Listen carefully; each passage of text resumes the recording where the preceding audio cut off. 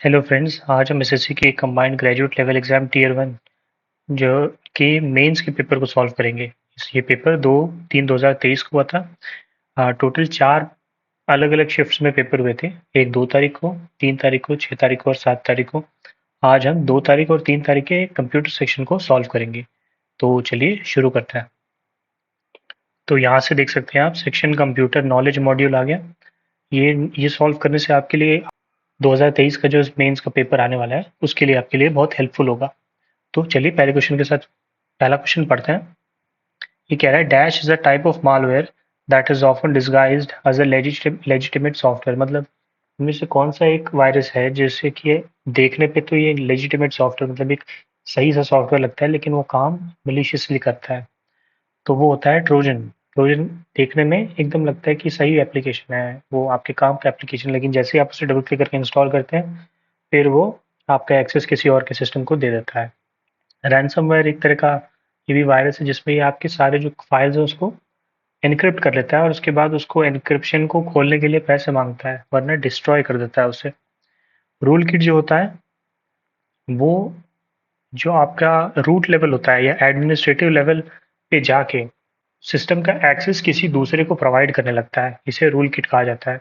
ये भी एक तरह का हार्मफुल सॉफ्टवेयर है। मतलब ट्रोजन भी आपका सिस्टम का एक्सेस दूसरे को देता है, रूल किट भी आपका एक्सेस दूसरे को देता है। फर्क ये है कि रूल किट में एडमिनिस्ट्रेटिव लेवल मतलब सारा जहाँ पे आप जब भी कहीं कभी कभी एप्लीकेशन इंस्टॉल करते हैं तो पासवर्ड मांगता है। तो रूल किट वाला वायरस घुस गया तो पासवर्ड वाला हिस्सा भी खत्म, वो सीधे सीधे एकदम रूट लेवल मतलब एकदम हाईएस्ट लेवल पे जाके सिस्टम का एक्सेस दे देगा, जिससे कि कोई थर्ड पर्सन, कोई हैकर या कोई जो बाहर बैठा हुआ है जिसने ये आपको जिसने आपके सिस्टम में डाला है उसको सारा एक्सेस मिल जाएगा। और लास्ट जो है वो की लॉगर है। की लॉगर होता है जैसे कि एक सॉफ्टवेयर होता है।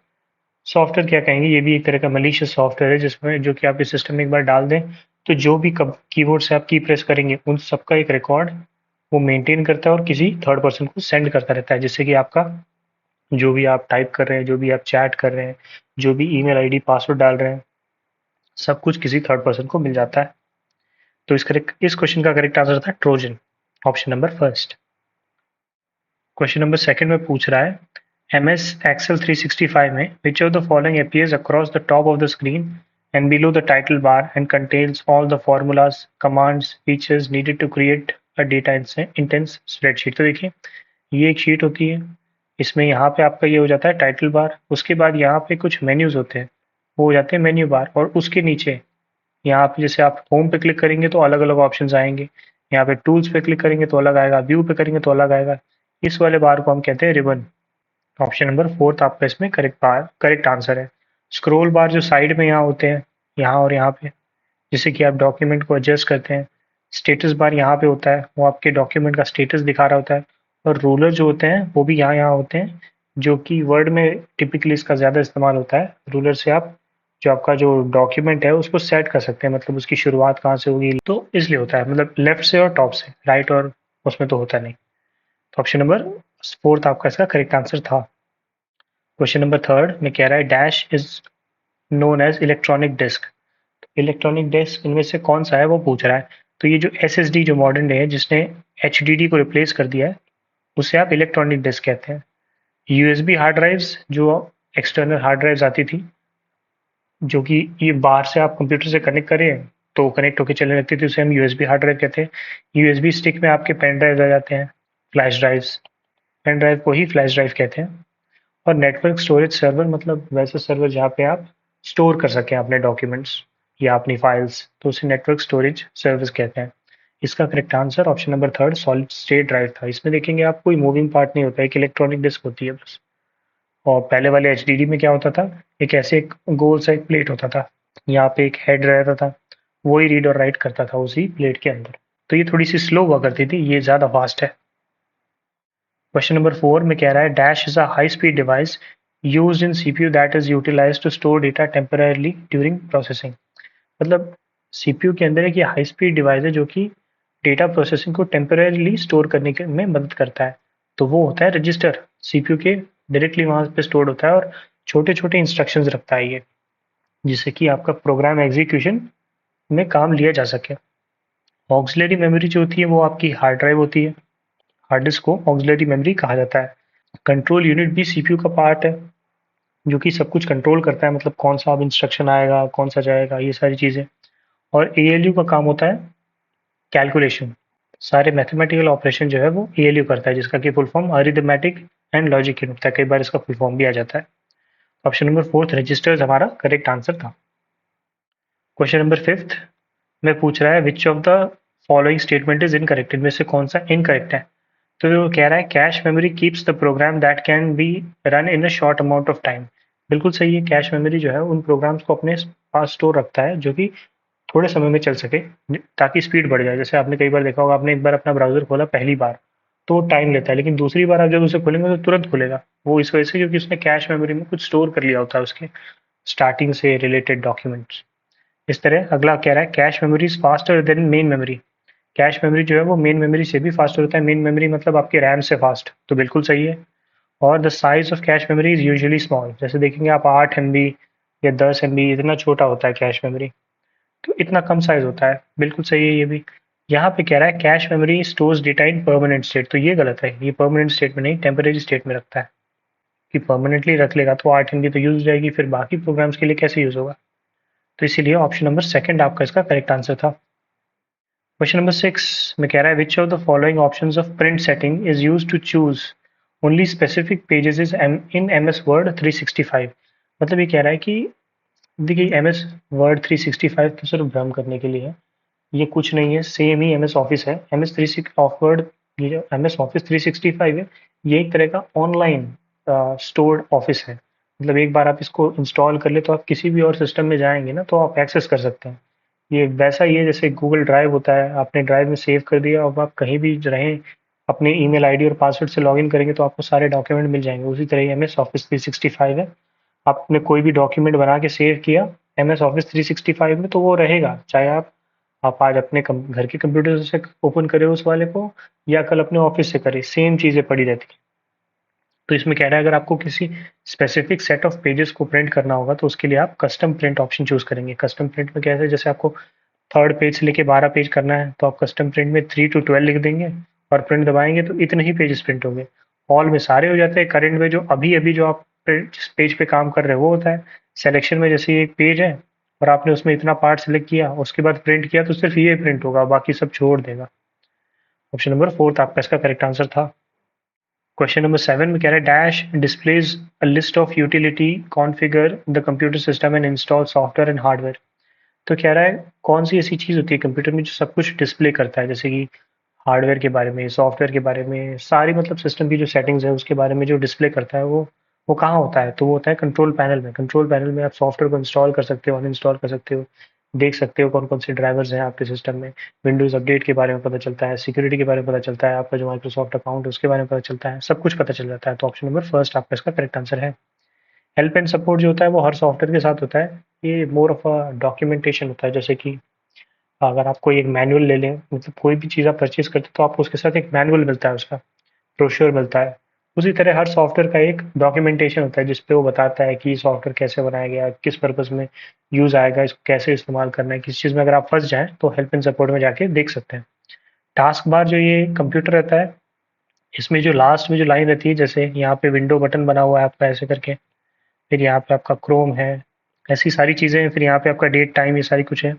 ये होता है टास्क बार जो आपके टास्क को दिखाता है, मतलब जो जो आप जिस जिस चीज़ पे आप काम कर रहे हो उस पे, जैसे जो भी चीज़ एप्लीकेशन खोलते हो वो यहाँ नीचे आ जाती है, तो उसे टास्क बार कहते हैं। और रन कमांड होता है window window button plus R दबाने से रन कमांड आ जाता है, ऐसे करके एक रन डायलॉग बॉक्स खुलता है। उस पर जो भी लिख के आप एंटर मारते हैं तो कुछ वो प्रोग्राम खोल देता है। ऑप्शन नंबर फर्स्ट हमारा इसमें करेक्ट आंसर था। क्वेश्चन नंबर 8 में कह रहा है which of the following is correct option in MS Excel 365 if a value in a cell of column A and a row 10 is to be referred in a function or formula। मतलब कुल मिला के जैसे कि ये आपका Excel का एक शीट है, यहाँ पे आपने सेलेक्ट किया, लेट्स ये कह रहा है A10, तो ये हो गया 1 2 3 4 5 6 7 8 9 10। मान लेते हैं ये सिस्टम आपका यहाँ तक है। यहाँ पे आपने एक सेल सेलेक्ट किया और ये एक ए है ना, ऐसे बांट देते हैं ए बी सी ऐसे करके। तो इस सेल का एड्रेस क्या होगा, तो इस सेल का एड्रेस जो होगा हो जाएगा A और 10, A10। ये देखिए यहाँ पे A.10 लिखा है, ये गलत है। मेरे ख्याल में आंसर A10 ही होगा, क्योंकि इस तरह का कोई रेफरेंस नहीं होता, चाहे वो 365 हो, चाहे कोई भी एक्सेल हो। तो ऑप्शन नंबर इसमें थर्ड सही होगा, फोर्थ गलत है। क्वेश्चन नंबर 9 में आप जाएंगे तो लिखा है while dash data transfers from the customer's machine to the server. While क्या क्या करते टाइम जो आपके सिस्टम से सर्वर के सिस्टम पे जाके फाइल स्टोर हो जाती है, तो उसे हम कहते हैं अपलोडिंग। अपलोडिंग में आप अपने सिस्टम से सर्वर के सिस्टम पे फाइल्स को भेजते हैं। उसी का उल्टा होता है डाउनलोडिंग। डाउनलोडिंग में क्या होता है, आपके सिस्टम पे मतलब जो सर्वर के सिस्टम पे जो डाटा पड़ा है या जो फाइल पड़ी है, उसे आप जब डाउनलोड करते हैं तो वो आपके सिस्टम पे आती है। डाउनलोडिंग की स्पीड ज़्यादा होती है हमेशा, और अपलोडिंग की स्पीड लेस होती है। इसके बाद ब्राउजिंग क्या होता है, जब आप अलग अलग वेब पेजेस को डाउनलोड करके व्यू करते रहें तो उसे आप ब्राउजिंग करते हैं। और फॉरवर्डिंग, मेल जैसे कोई मेल आया आपको, उसे आगे किसी और को भेजना है तो उसे हम फॉरवर्डिंग कहते हैं। ऑप्शन नंबर सेकंड आपका इसमें करेक्ट आंसर था। क्वेश्चन नंबर 10 में कह रहा है which among the following is incorrect about laser printer. Laser printer के बारे में इसमें से क्या गलत लिखा हुआ है। तो लिखा है uses laser machine for producing dots to form characters on a page. बिल्कुल सही है। डॉट्स, लेजर की मदद से डॉट्स बना के कैरेक्टर को ये फॉर्म करता है। इसकी स्पीड फास्ट होती है और मल्टीपल फॉन्ट्स एंड साइजेस भी सपोर्ट करता है। फिर यहाँ लिखा है can print multiple copies at a time. तो ये एट अ टाइम तो एक ही पेज निकालता है ना, जब भी आप प्रिंट कमांड देंगे तो एक बार में एक पेज निकालेगा, एक बार में 10 पेज तो निकालेगा नहीं। तो इसीलिए यही करेक्ट आंसर होगा, इनकरेक्ट होगा। वैसे देखा जाए मल्टीपल कॉपीज अगर एक बार में कह रहे हैं तब तो नहीं निकाल सकता है, लेकिन अगर आप 10 या 20 पेजेस का कमांड दे दे तब तो ये निकाल लेता है। तो इस पे भी थोड़ा सा कंट्रोवर्सी है कि ये एग्जैक्टली आंसर सही नहीं है, लेकिन फिर भी बाकियों से कंपेयर करें तो यही ऑप्शन सबसे अप्रोप्रिएट जाएगा। अगला कह रहा है question number 11 shading option in M S Word 365 use for. Shading का काम क्या होता है, जो आपका जो टेक्स्ट लिखा हुआ है उसके पीछे एक शेडो सा आना। जैसे आपने ए लिखा है तो यहाँ पे नीचे भी ए ऐसा दिख रहा है, उसको शेडो कहते हैं। तो changing the colour behind the selected text. तो शेडिंग में क्या होगा, जैसे आपका जो भी शेडो आ रहा है उसका कलर चेंज करने के लिए आपके पास ऑप्शन होता है। ऑप्शन नंबर सेकंड इसमें करेक्ट आंसर है। क्वेश्चन नंबर 12 में कह रहा है इनमें से कौन सा एक ईमेल सर्विस प्रोवाइडर नहीं है। तो देखिए आउटलुक है माइक्रोसॉफ्ट का, ये बहुत लोगों को नहीं पता होता है कि आउटलुक माइक्रोसॉफ्ट का ही है। जीमेल है गूगल का, और एक यांडेक्स भी है। यांडेक्स देखिए लिखा है, वैसे तो यांडेक्स सर्च इंजन होता है, लेकिन एक यांडेक्स मेल भी होता है। अगर ये मेल लिख देते तो आपको आंसर तुरंत मिल जाता है, इसीलिए मेल लिखा नहीं इधर। ऑप्शन नंबर थर्ड आपका इसमें करेक्ट आंसर है, all are email service providers. Question number 13 में कह रहा है which among the following statement is incorrect. इनमें से कौन सा इनकरेक्ट है। देखिए Trojan looks like a legitimate software, ये हमने ऊपर भी पढ़ा था, तो यहाँ बिल्कुल सही है। Some trojans create backdoors to give malicious user access to the system.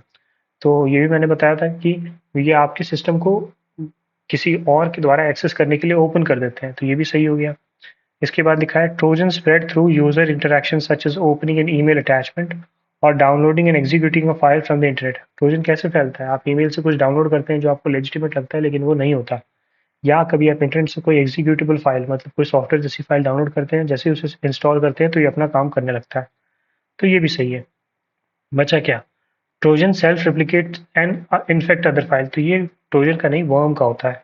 Worm जो होता है वो अपने आप को रिप्लिकेट करते रहता है, साइज पूरी भर देता है और कई बार दूसरे फाइल्स को भी इफेक्ट करता है। ऑप्शन नंबर थर्ड इसमें करेक्ट आंसर है। क्वेश्चन नंबर 14 में कह रहा है the memory unit that communicates directly with the CPU is called. तो सीपीयू के साथ जो डायरेक्टली कम्युनिकेट करती है मेमोरी, वो कौन सी होती है। तो वो मेन मेमोरी या रैम होती है। वैसे देखा जाए तो कैश भी सीपीयू के साथ डायरेक्टली कम्युनिकेट करती है, तो देखा जाए तो ये दोनों आंसर हो सकते हैं इसमें, लेकिन थर्ड के साथ हम जाते हैं, option number third. Auxiliary memory मैंने बताया हार्ड डिस्क को कहते हैं, और बैकअप तो आप बैकअप बनाते हैं जब आपका डेटा करप्ट होने की स्थिति में आ जाए या सिस्टम में क्रैश होने का संभावना रहे तो बैकअप बनाया जाता है। तो ऑप्शन नंबर थर्ड इसमें करेक्ट आंसर था। अगले में पूछ रहा है the instruction that is not to be executed immediately is placed in. मतलब देखिए जो इंस्ट्रक्शन अभी तुरंत प्रोसेस नहीं होनी उसे हम क्या कहते हैं। तो बफर में हर वो चीज़ रहती है जो बाद में प्रोसेस होनी है, मतलब तुरंत जो नहीं होनी उसे हम बफर में डाल देते हैं। बफर में मतलब रैम के अंदर डाल देते हैं कुछ टाइम के लिए, रजिस्टर से हट के रैम में आ जाता है। तो ऑप्शन नंबर फोर्थ इसमें करेक्ट आंसर है। बाकी भी देख लेते हैं। प्रोग्राम काउंटर क्या होता है, तो it is used to keep track of the execution of program. इसका इस्तेमाल जितने भी प्रोग्राम एग्जीक्यूट हो रहे हैं उनको काउंट करने के लिए होता है। मेमोरी एड्रेस रजिस्टर का काम क्या होता है कि उस जगह का एड्रेस को स्टोर करता है जिसको कि मेमोरी में से एक्सेस करना है। मतलब कि कोई एप्लीकेशन को कोई पर्टिकुलर चीज़ मेमोरी में से एक्सेस करनी है तो उस जहाँ जहाँ से एक्सेस करना है उस चीज़ को हम मेमोरी एड्रेस रजिस्टर में स्टोर करते हैं ताकि वो तुरंत जाके वहाँ से एक्सेस कर सके। मेमोरी एड्रेस रजिस्टर और मेमोरी डेटा रजिस्टर दोनों एक साथ मिलके काम करते हैं। और करंट इंस्ट्रक्शन रजिस्टर में क्या होता है, जो आपकी अभी करंटली जो इंस्ट्रक्शन एग्जीक्यूट हो रही है उसका इंस्ट्रक्शन रहता है। तो इसीलिए ऑप्शन नंबर फोर्थ हमारा इसमें करेक्ट आंसर था। क्वेश्चन नंबर 16 में कह रहा है वीडियो ग्राफिक्स एरे, या जिसे हम वीजीए भी कहते हैं। वीजीए केबल आपने सुना होगा, जो मॉनिटर से कनेक्ट किया जाता है जिससे कि आपके मॉनिटर में डेटा जा सके सीपीयू से मॉनिटर के अंदर, जैसे आपको दिखे कि क्या काम हो रहा है। तो VGA video graphics array connectors are those which connect the monitor to computer's video card and has dash holes. जो वीजे का जो केबल होता है इस तरह का फॉर्म में होता है थोड़ा सा, उसमें टोटल कितने पिन्स होते हैं उसके बारे में पूछ रहा है ये। तो टोटल 15 पिन होते हैं। वीडियो केबल जो होते थे उस वीजे केबल में मतलब फुल एचडी से नीचे, मतलब 720p से नीचे नीचे तक में पहले डिस्प्ले हो पाती थी। लेकिन उसके बाद एक इसका इम्प्रूव वर्जन है जिसे कि हम HDMI कहते हैं। इसका फुल फॉर्म होता है हाई डेफिनेशन मल्टीमीडिया इंटरफेस, जिसने कि वीजे केबल को रिप्लेस कर दिया। अब मॉडर्न सिस्टम में HDMI केबल्स का यूज़ होता है। और इसमें टोटल कितनी पिन्स होती हैं? इसमें होती हैं 19 पिन। जैसे कि आपकी वीजे में 15 पिन होती थी, इसमें 19 पिन होती है, जिससे कि ये और एचडी में चीज़ों को दिखा पाए। ऑप्शन नंबर फोर्थ हमारा इसमें करेक्ट आंसर था। क्वेश्चन नंबर 17 में कह रहा है which of the following is a keyboard shortcut to reload the current page in Google search engine. किसी भी सर्च इंजन में रीलोड के लिए आपके पास F5 ही बटन होता है। F5 दबाते ही वो रीलोड हो जाता है। F5 का इस्तेमाल प्रेजेंट स्लाइड शो को चलाने में भी होता है। स्लाइड शो को रन करने के लिए भी आपके पास F5 बटन है। तो दो काम है इसके, सर्च इंजन को रीलोड करना और स्लाइड शो को रन करना। ऑप्शन नंबर सेकंड आपका करेक्ट आंसर है। 18वें में पूछ रहा है which among the following keyboard shortcut is used to insert a hyperlink. Hyperlink क्या होता है? जैसे कोई एक वर्ड लिखा हुआ है, जैसे ही आप इस पे क्लिक करते हैं तो आप एक नए वेब पेज की तरफ चले जाते हैं, उसको आप हाइपरलिंक कहते हैं। और उसका शॉर्टकट होता है Ctrl+K। एच नहीं होता, के होता है। एच होता है रिप्लेस के लिए, फाइंड फाइंड के लिए होता है Ctrl+F, और फाइंड एंड रिप्लेस के लिए ये होता है Ctrl+H। ऑप्शन नंबर फर्स्ट आपका इसमें करेक्ट आंसर था। 19 कह रहा है dash is a passage to connect to networks that may work on different networking models. कौन सा इनमें से एक पैसेज है जिससे कि आप दो अलग अलग तरह के, जैसे कि मान लेते हैं ये कंप्यूटर है, अलग अलग नोड से कनेक्टेड है, और यहाँ पे भी एक ये कनेक्टेड है, अलग अलग नोड से कनेक्टेड है, दोनों का अलग आर्किटेक्चर है। मान लेते हैं ये रिंग है और ये हब है। अब इन दोनों को आपस में कनेक्ट करने के लिए हमारे पास जो माध्यम होता है उसे हम कहते हैं गेटवे। गेटवे से दो डिससिमिलर नेटवर्क एक दूसरे से कनेक्ट हो जाते हैं। ऑप्शन नंबर थर्ड इसमें करेक्ट आंसर है। राउटर जो होता है वो एक तरह का डिवाइस होता है जिससे कि आप अलग अलग नेटवर्क को कनेक्ट करते हैं, वेरे स्विच जो होता है वो कनेक्ट करता है वे अलग अलग डिवाइसेस को नेटवर्क पे। और हब जो होता है, हब भी एक तरह का डिवाइस है, हब लगा के आप सिस्टम्स को अलग अलग कनेक्ट कर पाते हैं। ऑप्शन नंबर थर्ड इसमें करेक्ट आंसर था। इसके बाद क्वेश्चन नंबर 20 और आज की वीडियो का लास्ट प्रश्न कह रहा है dash cookies track you and expose your privacy. इनमें से कौन सी जो कुकी होती है वो आपको ट्रैक करके आपकी प्राइवेसी को एक्सपोज करती है? तो वो होती है third party cookies. Third party जिसके बारे में आपको कोई नॉलेज नहीं होती है, वो वाली कुकीज़ जो होती है वो आपको ट्रैक करती रहती है और आपकी सिक्योरिटी को एक्सपोज करने का प्रयास करती है। ज़ॉम्बी कुकी वो होती है जो एक बार आती है, आप डिलीट करते हैं वो फिर से आ जाती है, बार-बार आती रहती है।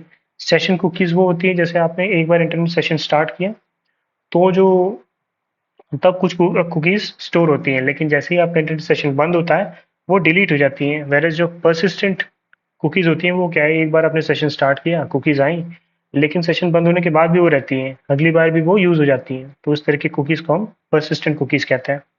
इसमें हमारा option number second correct answer था। तो यहाँ तक ही वीडियो खत्म होता है। इसके बाद हम बाकी जो 3 शिफ्ट और रह रहे हैं उसकी भी वीडियोज़ बना देंगे। उम्मीद करता हूँ ये वीडियो आपके लिए हेल्पफुल रहा होगा। वीडियो पसंद आया तो इसे लाइक कर सकते हैं। अगर ये कंटेंट किसी के लिए हेल्पफुल है तो उसके साथ शेयर कर सकते हैं, और इस तरह के कंटेंट के साथ बने रहने के लिए हमारे चैनल को सब्सक्राइब कर सकते हैं। वीडियो के साथ अंत तक बने रहने के लिए बहुत-बहुत धन्यवाद।